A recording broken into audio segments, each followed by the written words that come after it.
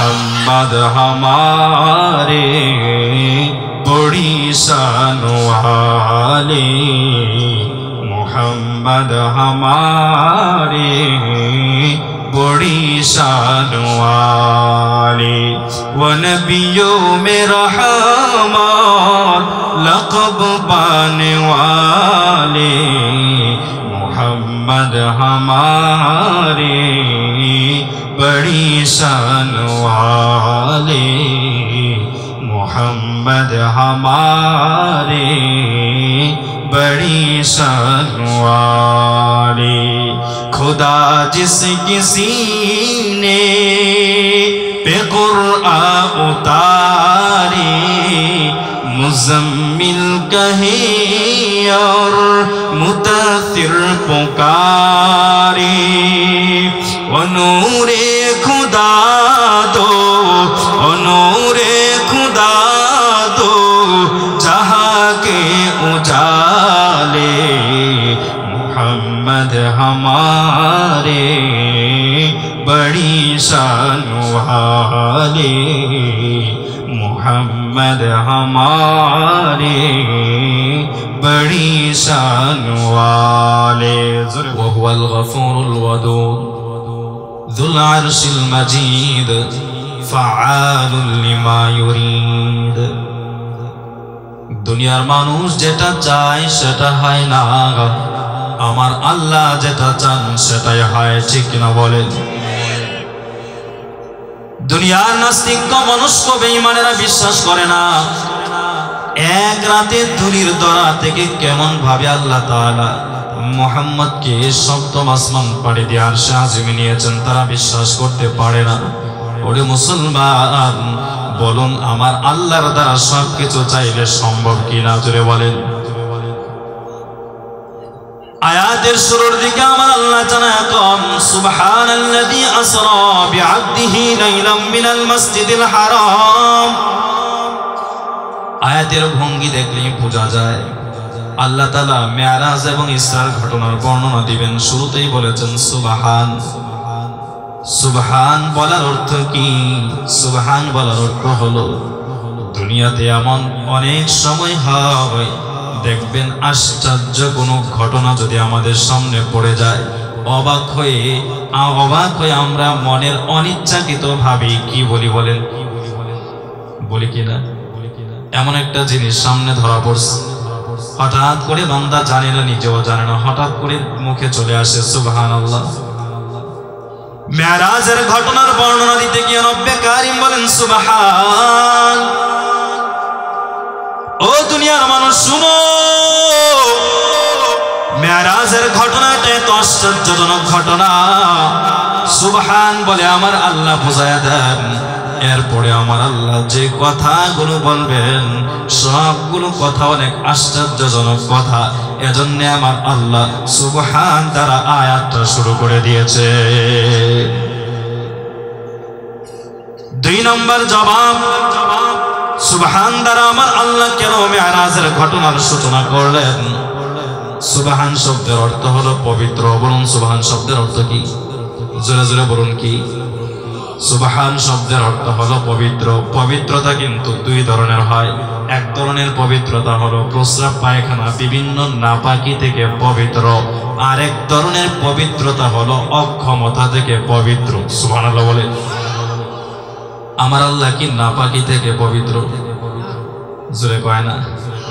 বাহুবলের মানুষের আওয়াজ তো এটা না। বলুন আল্লাহ কি নাপাকি থেকে পবিত্র নাকি? মুসলমান ভাইরা আমার আল্লাহ তো হলেন এমন মহান আল্লাহ, আমার আল্লাহ তো হলেন এমন পবিত্র আল্লাহ যার ঘুম নাই, খাওয়া নাই, প্রস্রাব পায়খানার কোনো জরুরত হয় না। সুতরাং আমার আল্লাহ অপবিত্র থেকে পবিত্র হওয়ার কোনো প্রশ্নই আসে না। তাহলে সুবহান দ্বারা কি বোঝানো হয়? মুফাসসিরিনে কেরাম বলেন সুবহান মানে হলো অক্ষমতা থেকে পবিত্র। তার মানে সুবহান বলে আমার আল্লাহ মেরাজের ঘটনা বলে নাস্তিক বেঈমানদেরকে বোঝায়া দেন আর বলেন ও দুনিয়ার নাস্তিক মুরতাদের দল, মেরাজের ঘটনা যদিও তোমার কাছে অবাক মনে হয়, কি করে সম্ভব, কি করে সম্ভব, কি করে সম্ভব এমনটা মনে হতে পারে। আমার আল্লাহ বলেন সুবহান, আমি আল্লাহ হলাম সমস্ত অক্ষমতা থেকে পবিত্র, সুতরাং আমি আল্লাহর দ্বারা সবই সম্ভব। মুসলমান ভাইরা আমার, মেরাজের দুইটা অংশ। মেরাজের কয়টা অংশ? একটা হলো মেরাজ, একটা হলো ইসরা। বলুন একটা কি? আরেকটা হলো মেরাজ। বলুন আরেকটা কি? একটা হলো ইসরা, মুখস্থ করেন। একটা কি? আরেকটা হলো মেরাজ। বলুন আরেকটা কি? মেরাজের কয়টা অংশ? একটা হলো ইসরা, একটা কি বলেন? আরেকটা হলো মেরাজ। ইসরা বলা হয় মসজিদে হারাম থেকে বাইতুল মুকাদ্দাস পর্যন্ত ভ্রমণ, এটাকে বলা হয় ইসরা। মেরাজ বলা হয় বাইতুল মুকাদ্দাস থেকে সপ্তম আসমান পাড়ি দিয়া সিদরাতুল মুনতাহা ভেদ করে রবের আরশ আজিম পর্যন্ত, এটাকে বলা হয় মেরাজ। আসুন তাহলে আমরা ইসরার ঘটনাটা একটু শুনে নেই, যেহেতু আমার বিষয়বস্তু লেখা হয়েছে ইসরা এবং মেরাজ।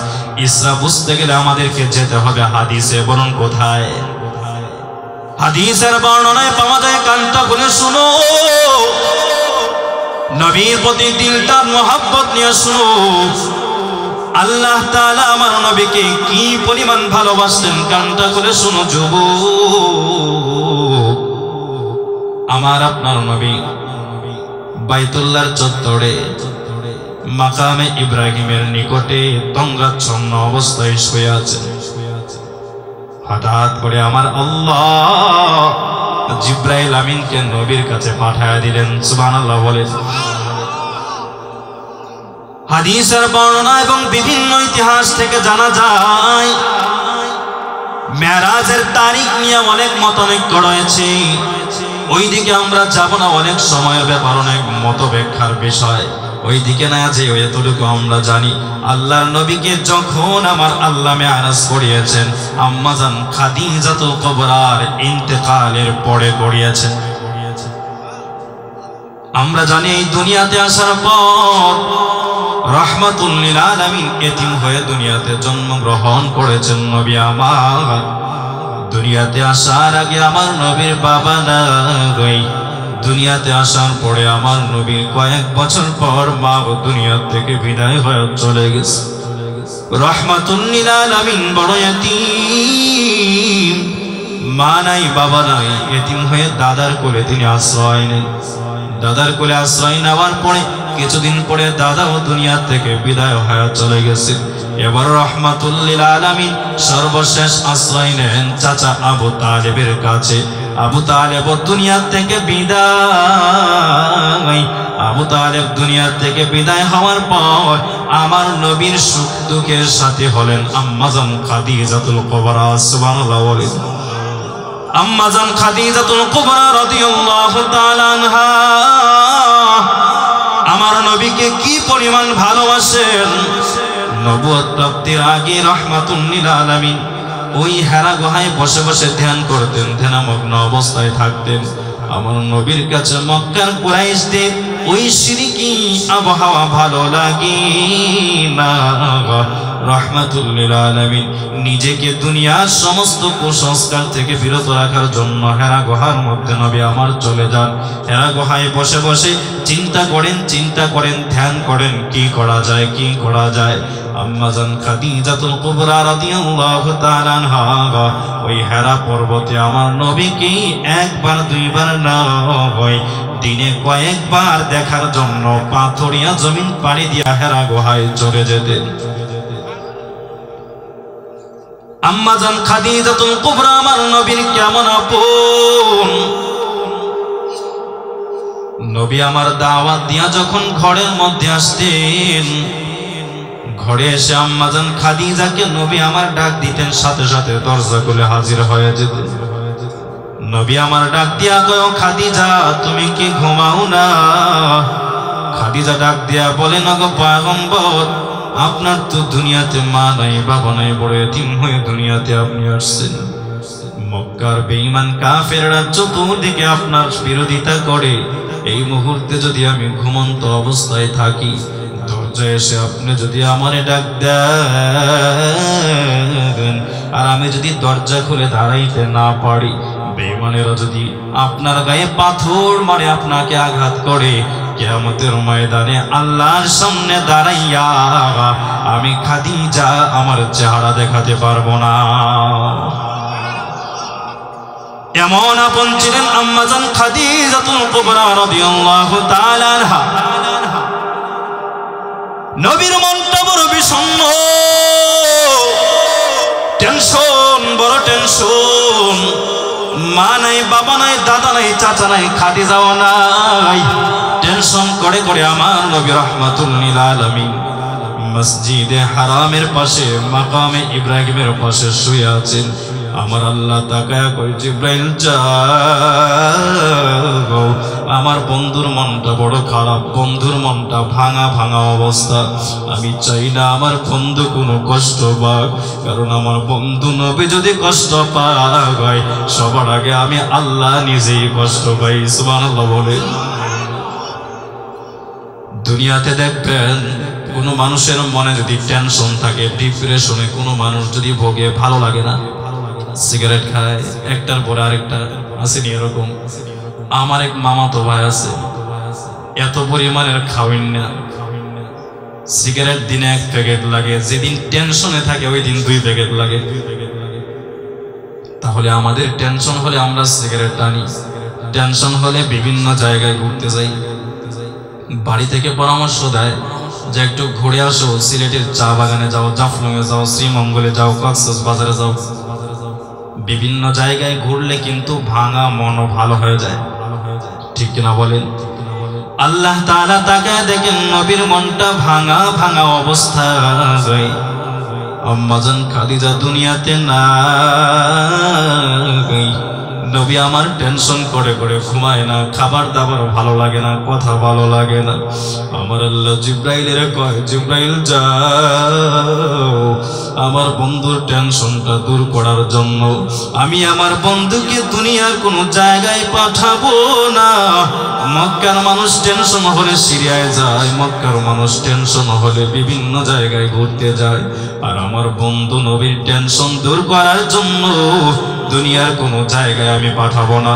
তুমি যাও যাও, নবীকে নিয়া আসমানটা পাড়ি দিয়া সরাসরি আমি আল্লাহর বাড়িতে নিয়ে চলে আসো। মুসলমান ভাইরা আমার কানটা খুলে শুনো, জিব্রাইল আমিন নবীর কাছে এসে হাজির হয়। এসে দেখে নবীজি ঘুমন্ত। জিব্রাইল আমিন বড় টেনশন। আল্লাহ তাআলা যখন জিব্রাইলকে পাঠাইছেন নবীর কাছে, পাঠানোর সময় আমার আল্লাহ কয়, জিব্রাইল যাও যাও, তবে সাবধান সাবধান, তোমার কোনো আচরণে যেন আমার বন্ধু কোনো কষ্ট না পায়। জিব্রাইল আমিন বুরাকটা নিয়ে নবীর কাছে দাঁড়ায়। নবী আমার ঘুমন্ত। জিব্রাইল আমিন দাঁড়িয়ে আছে, নবীকে ডাকে না। নবী আমার ঘুমন্ত। দুনিয়াতে দেখবেন মানুষ ঘুমে থাকলে ডাক দেয়, ধাক্কা দেয়। আমাদের হুজুররা বলতেন ঘুমে থাকলে মাথায় হাত বোলায়া দিবা, কিন্তু চেঁচামেচি করবা না। জিব্রাইল আমিন বড় টেনশন। আল্লাহ তো বলেছেন নবীকে কোনো ডাক দেওয়া যাবে না, ধাক্কা দেওয়া যাবে না, বেয়াদবি করা যাবে না। তো নবীকে আমি কেমনে জাগাই, নবীকে আমি কেমনে জাগাই, কেমনে জাগাই? জিব্রাইল আমিন আল্লাহরে কয়, আল্লাহ নবী তো ঘুমন্ত, নবীকে আমি কেমনে জাগাবো? আমার তো নিয়ম কানুন জানা নাই। আমার আল্লাহ ডাক দিয়া কয়, জিব্রাইল যাও, আমার বন্ধু নবীকে ধাক্কাও দিবা না, আমার বন্ধু নবীকে ডাকও দিবা না। তুমি তোমার নুরানি জিহ্বাটা বের কর, নুরানি জিহ্বাটা বের করে আমার বন্ধু নবী মুহাম্মদের কদম মুবারকে চাটতে শুরু করে দাও। আল্লাহ ইয়া হাবিবাল্লাহ ইয়া রাসূলুল্লাহ ইয়া হাবিবাল্লাহ ইয়া রাসূলুল্লাহ। সবাই মুখ বন্ধ করে বসে আছেন, বললে গুনাহ হবে নাকি? জোরে বলুন, গুনাহ হবে নাকি? আরে বাবা, জীবনে শোনা বন্ধুর গান কতই না বললা, ফাইটটা যায় গান তো বাবা তুমি জীবনে কতই বললা, ফাইটটা যায় বলতে বলতে জীবন নিজেই ফেটে গেলা। কাঁচা বাদামের গান তুমি কতই বলছো রে বাবা, আমার নবীর মহাব্বতে প্রেম নিয়া, ভালোবাসা নিয়া, নবীর দিদার চেয়ে কলিজা দিয়া প্রেম নিয়া একটা নবীর গান যদি বলতে পারো, আমার আল্লাহ চাহেন তো স্বপ্ন যুগে দয়াল নবীর সাথে সাক্ষাৎ করায়া দিবে। একটা জবানও বাংলা বন্ধ রাখবেন না, বলেন ইয়া রাসূলুল্লাহ, ইয়া হাবিবাল্লাহ, ইয়া রাসূলুল্লাহ, ইয়া হাবিবাল্লাহ, ইয়া রাসূলুল্লাহ। তুমি জীবন, তুমি মরণ, আধার ঘরে তুমি আপন, তুমি জীবন, তুমি মরণ, আধার ঘরে তুমি আপন, তুমি মোদের পাড়ের তরি, তুমি মোদের পাড়ের তরি, তুমি নিদানে পড়ানে ওয়ালা, ইয়া রাসূলুল্লাহ, ইয়া হাবিবাল্লাহ, ইয়া রাসূলুল্লাহ। আল্লাহ কয় জিব্রাইল ডাক দিতে হবে না, ডাক দেওয়ার দরকার নেই, তুমি তোমার জিহ্বাটা বের করে নবীজির কদম মোবারকে চাটতে শুরু করে দাও। সুবহানাল্লাহ বলেন। নবী আমার ঘুম থেকে উঠে যান, দাঁড়ায় দেখেন জিব্রাইল আমিন দাঁড়ানো, পাশে একটা জান্নাতি বাহন, জান্নাতি বাহন নিয়ে জিব্রাইল আমিন আমার নবীর কাছে দাঁড়ানো। নবী আমার অবাক হয়ে, জিব্রাইল এমন সময় তো তুমি আসার কোনো কথা না, ও জিব্রাইল বলো বলো কেন তুমি আসছো বলো। জিব্রাইল আমিন ডাক দেয়া কয়, গো পয়গম্বর, আল্লাহ তাআলা আপনাকে ভিআইপি মেহমান বানাইয়া আর সে আজিমে আপনাকে দাওয়াত করেছে। এই কথাটা শুনে নবীজি কান্না শুরু করে দেন। জিব্রাইল আমিন কয়, গো পয়গম্বর, এটা তো বড় আনন্দ, আদম নবীকে আল্লাহ তাআলা নবী এবং সমস্ত মানব কুলের পিতা বানাইছেন, কিন্তু আদম নবীকে আমার আল্লাহ দাওয়াত করে জান্নাতে আল্লাহ মেহমান বানান নাই। সুবহানাল্লাহ বলেন। মুসা নবীকে আল্লাহ তাআলা মহব্বত করে খলিলুল্লাহ উপাধি দান করেছেন, কিন্তু মুসা নবীকে আমার আল্লাহ মহব্বত করে সপ্তম আসমান পাড়ি দিয়ার মেহমান বানানোর চিঠি পাঠান নাই। ইব্রাহিম খলিল আমার আল্লাহকে খুশি করার জন্য নমরুদের আগুনে ঝাঁপ দেয়, কিন্তু ইব্রাহিমের জন্য আমার আল্লাহ জান্নাতি কোনো বাহন পাঠান নাই। আপনি কেন কাঁদেন? এটা তো আপনার জন্য বড় আনন্দের বিষয়। নবী আমার ডাক দিয়া কই, জিব্রাইল আমার জন্য আনন্দ, কিন্তু আমার আল্লাহকে জিজ্ঞাসা করো, আমি যে আজকে বোড়াকে উঠে জান্নাতে যাব, আমার এতিম উম্মতের জন্য জান্নাতি বাহনের ব্যবস্থা আছে কিনা বলো। নবীর এই কথা শুনে আল্লাহ তাআলা বলেন, জিব্রাইল আমার বন্ধু নবীকে বলো বলো, দুনিয়াতে সমস্ত নবী রাসূলেরা আমি আল্লাহকে খুশি করার জন্য পাগল। আদম নবী 300 বছর কাঁদে আমি আল্লাহকে খুশি করার জন্য, মুসা নবী তুর পাহাড়ে যায় আমি আল্লাহকে খুশি করার জন্য, ইব্রাহিম নমরুদের আগুনে ঝাঁপ দেয় আমি আল্লাহকে খুশি করার জন্য, ইব্রাহিম তার সন্তানকে কুরবানি করে আমার আল্লাহকে খুশি করার জন্য। কিন্তু আমার বন্ধু নবীকে আমি আল্লাহ কি পরিমাণ ভালোবাসি জানো? দুনিয়ার সমস্ত নবী রাসূলেরা আমি আল্লাহকে খুশি করার জন্য পাগল, আর আমি আল্লাহ আমার বন্ধু নবীকে খুশি করার জন্য পাগল। ও জিব্রাইল জানায়া দাও, বন্ধু নবীর মনটা যেন খারাপ না করে রে জিব্রাইল, তুমি জানায়া দাও। আমার বন্ধুকে বলো, আমার বন্ধুর যেই সমস্ত উম্মতের দল আমার নবীর সুন্নত মাইনা কবরে যাবে, ওই সমস্ত উম্মতদের জন্য জান্নাতি বাহন পাঠায় হাসরের ময়দানে জান্নাতে যাওয়ার ব্যবস্থা হয়ে যাবে। আর জোরে মুসলমানের আওয়াজে সুবহানাল্লাহ। নবী আমার বোরাকে উঠলেন, সংক্ষেপ কথা। এবার আল্লাহ তাআলা বলেন জিবরাইল যাও যাও আমার বন্ধু নবীকে নিয়ে আবার ইসরা করো, বাইতুল মুকাদ্দাসের দিকে রওনা দাও। সুবহানাল্লাহ বলে জিবরাইল আমিন আমার নবীকে নিয়ে বাইতুল মুকাদ্দাসের দিকে রওনা করলেন। এদিকে আল্লাহ তাআলা বাইতুল মুকাদ্দাসের মধ্যে প্রেমের খেলা খেললেন। আদম নবী থেকে শুরু করে ঈসা রূহুল্লাহ পর্যন্ত লক্ষাধিক নবী রাসূলদেরকে আমার আল্লাহ বাইতুল মুকাদ্দাসে একত্র করলেন। জিবরাইল আমিন বুরাকটা নিয়ে বাইতুল মুকাদ্দাসের নিকটে দাঁড়ায় কয় ওগো নবী আপনি এবার বুরাক থেকে নামেন। নবী আমার বুরাক থেকে নাইমা তাকায়া দেখেন বাইতুল মুকাদ্দাসের মধ্যে সমস্ত নবী রাসূলরা অপেক্ষমান। সুবহানাল্লাহ বলে সমস্ত নবী রাসূলেরা বাইতুল মুকাদ্দাসে অপেক্ষার প্রহর গুনতেছে। নবী আমার মসজিদে ঢুকলেন, আল্লাহ বলেন জিবরাইল আযান দাও। জিবরাইল আমিন দাঁড়ায় আযান দেয়। আযানের সময় আশহাদু আন্না বলে জিবরাইল থেমে যায়। সুবহানাল্লাহ বলেন না। জিবরাইলের মনে মনে টেনশন, আশহাদু আন্নার পরে আমি কার নামটা বলবো? এখানে তো আদম আছে, মুসা, সমস্ত নবীরা আছে। আদমের নামটা কি নেব নাকি মুসার নামটা নেব নাকি ঈসার নামটা নেব নাকি ইব্রাহিম সুলাইমানের নাম নেব?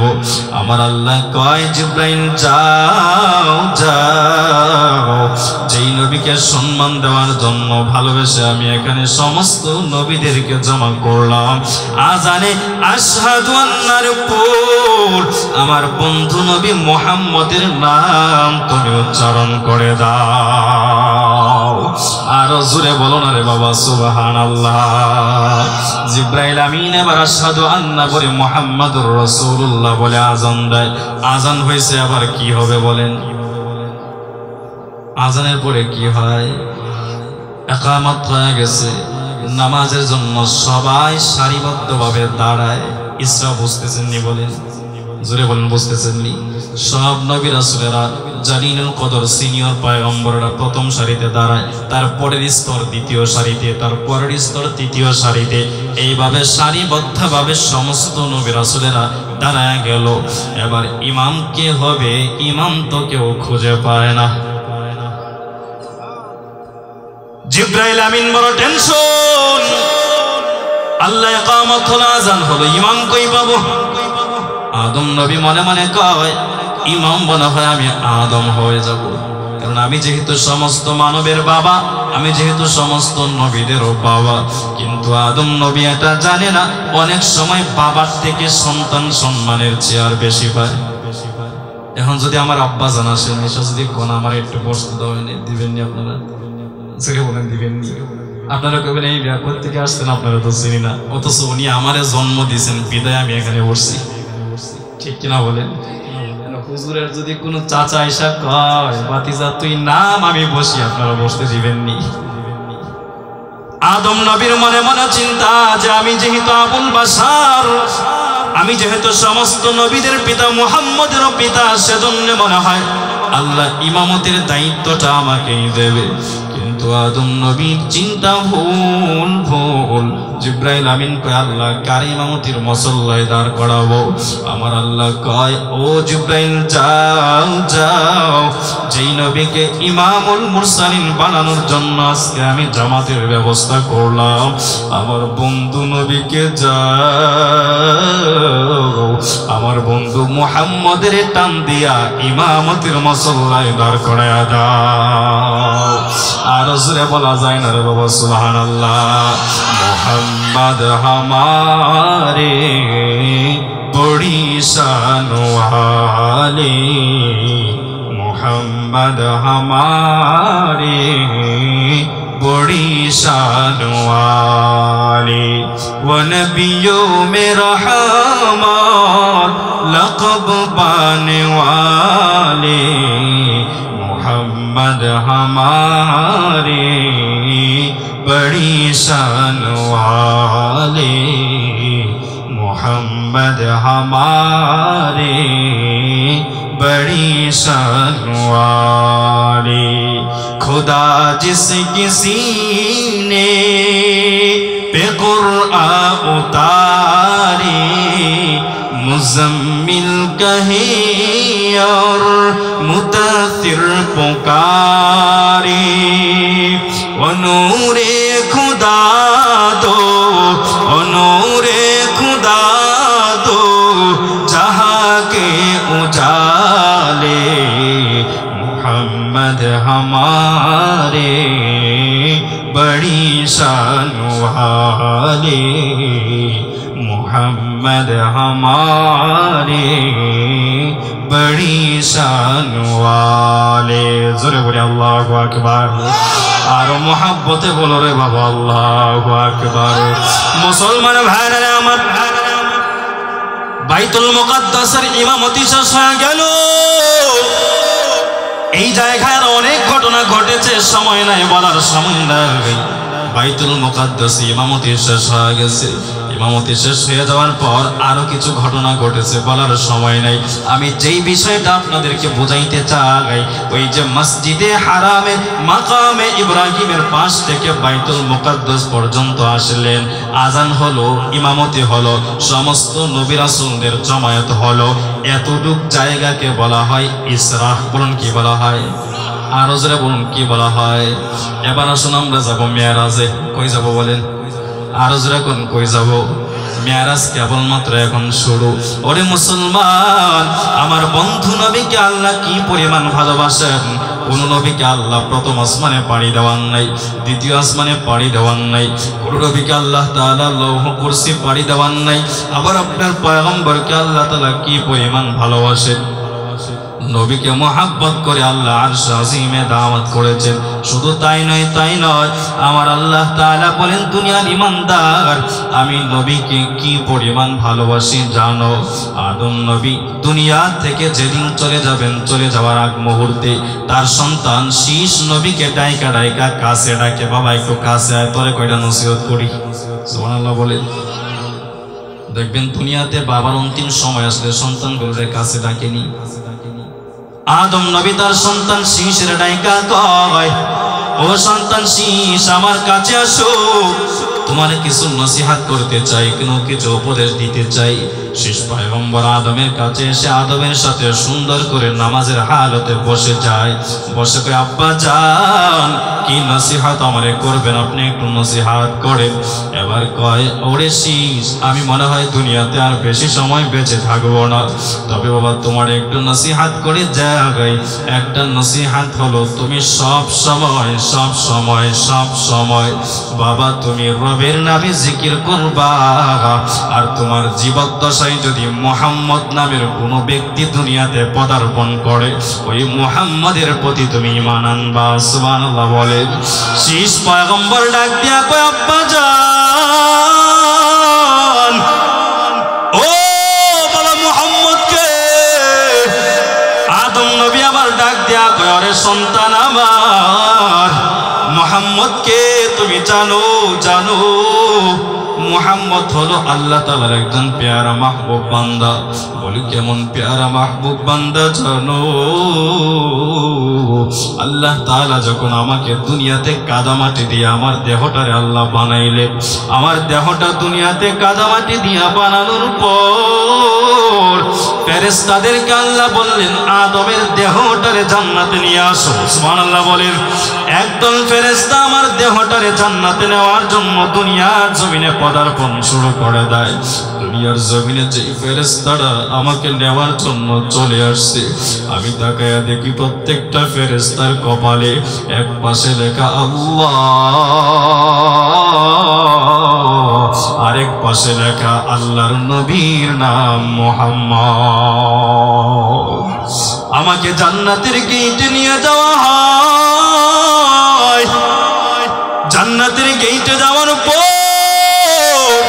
এখনো আমি জান্নাতের ভেতরে ঢুকতে পারি নাই জান্নাতের গেটে ফেরেশতারা আমাকে নিয়ে অবস্থান করতেছে জান্নাতের প্রহরীরা গেটটা খুলে দেবে আমি তাকায় দেখি দুনিয়াতে দেখবেন মসজিদের গেটের মধ্যে অনেক সময় নেম প্লেট লাগানো হয় অনেকের বাসা বাড়িতেও নেম প্লেট লাগানো হয় অমুক বিলা রহিম বিলা আয়েশা বিলা এরকম অনেক নাম গেটের মধ্যে লেখা হয় কি হয় না?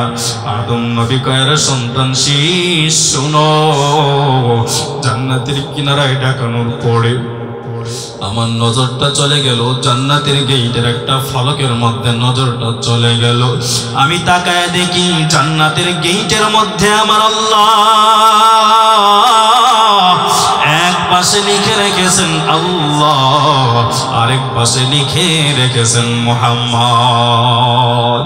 ওরে সন্তান, এখানেই শেষ নাই রে বাবা, শোন।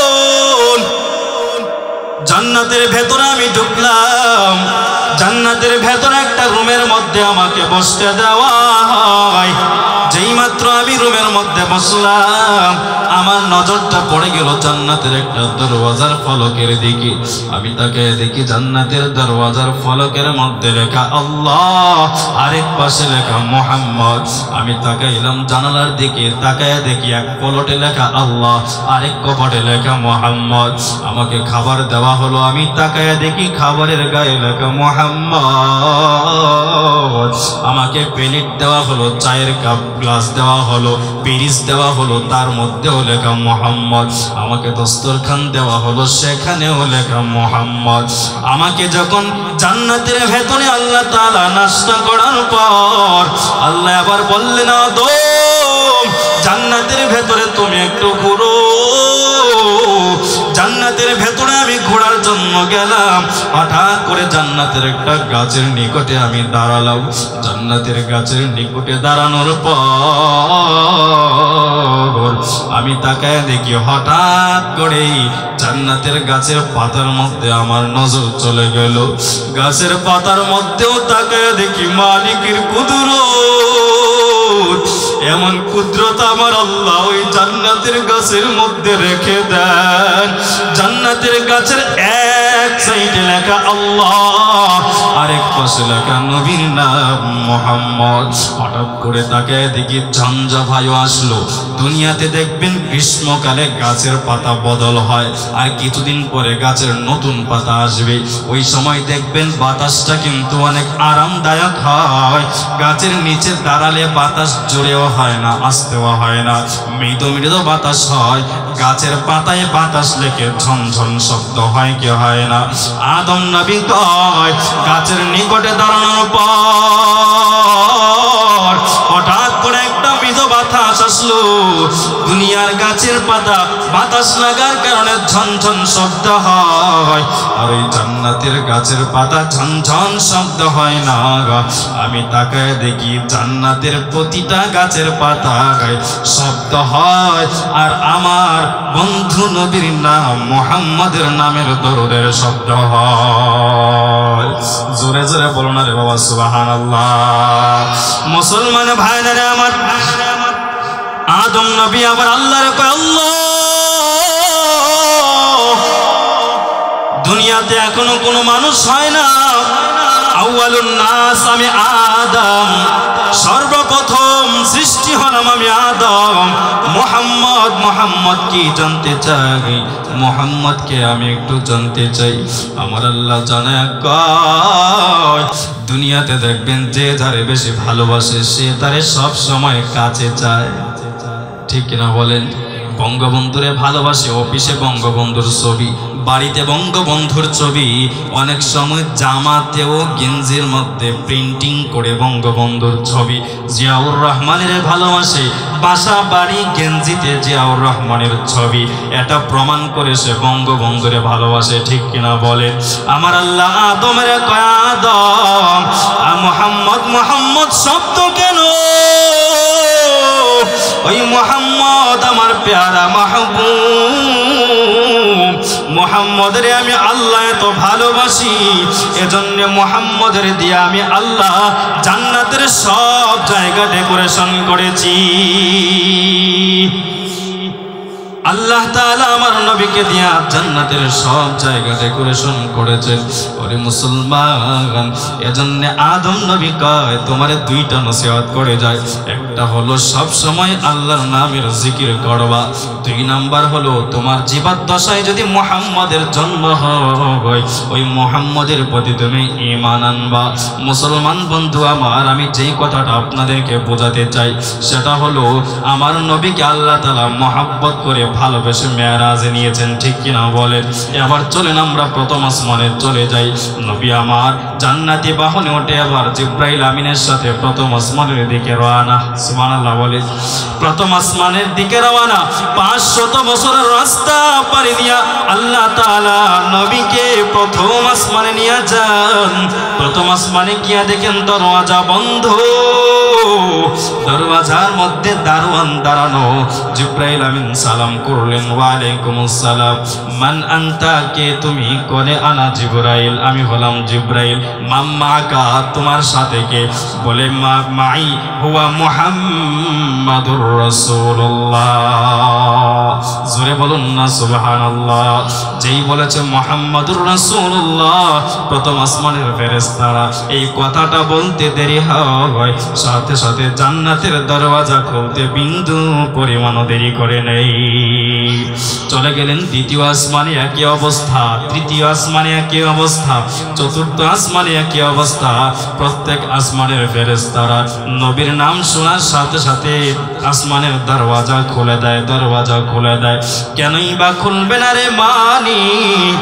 আল্লাহ তাআলা যেই দিন থেকে ফেরেশতারা কয়, যেই দিন থেকে আমাদেরকে সৃষ্টি করা হয় ওই দিন থেকে আমাদেরকে একটা নির্দেশ করা হয়েছে আর বলা হয়েছে যতদিন পর্যন্ত মুহাম্মদ শব্দ না শুনবা ততদিন পর্যন্ত জান্নাতের দরওয়াজা তোমরা খুলবা না, আকাশের দরওয়াজা তোমরা খুলবা না।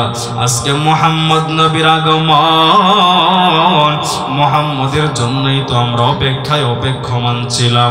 মুহাম্মদের নামটা শুনতে দেরি হয়, সাথে সাথে আকাশের দরওয়াজা খুলে দিতে বিন্দু পরিমাণও দেরি করে নাই।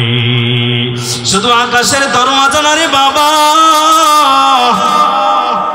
হাসরের ময়দানে জান্নাতের দরওয়াজাও নবীর নাম না শোনা পর্যন্ত খোলা হবে না। সুবহানাল্লাহ বলেন।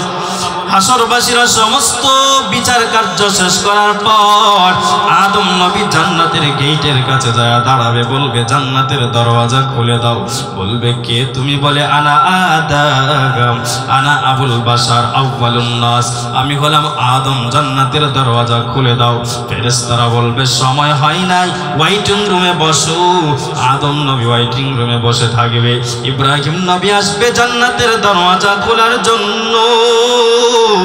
ইব্রাহিম নবীও জান্নাতের দরওয়াজায় আসার পর বলা হবে সময় হয় না, ওয়েটিং রুমে বাবার সাথে বসো।